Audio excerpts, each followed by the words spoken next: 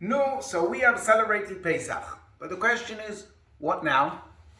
Well, all we have to do is look back at the original Pesach and what happened after the Jews left Egypt and stopped being slaves 3,334 years ago. In a whirlwind, they went out from unbelievable misery to unbelievable liberty.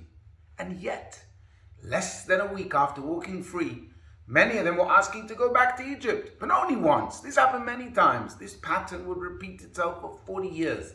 Every crisis, there were those who would insist that returning to slavery was the only way to go. And why? Because while Hashem happily took them out of slavery, it was their jobs to take slavery out of themselves. And until that happened, they would be pulled from inside to be slaves again.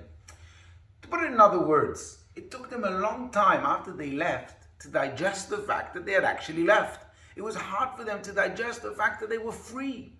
As the saying goes, you can take the Jew out of exile, but it's much harder to take the exile out of the Jew. So we asked at the beginning, what now?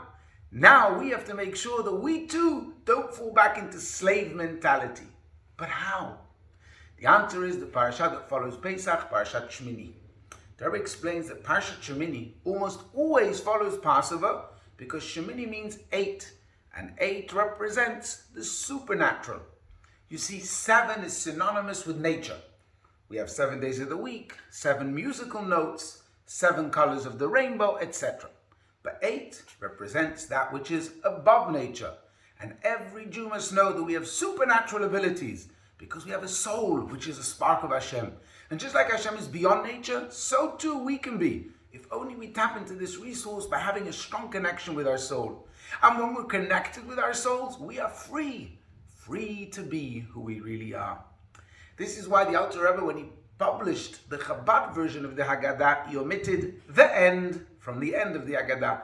The prayer that declares the Seder's end does not appear in the Chabad Haggadah, because when we reach the last page of the Seder, that's exactly when the Exodus needs to start with Ernst. During the Seder and Pesach, Hashem does the heavy lifting, and we're taken out of slavery. But where God's work ends is where ours begins. Hashem takes us out, He really takes us out. But staying out is the trick, and that is in our hands.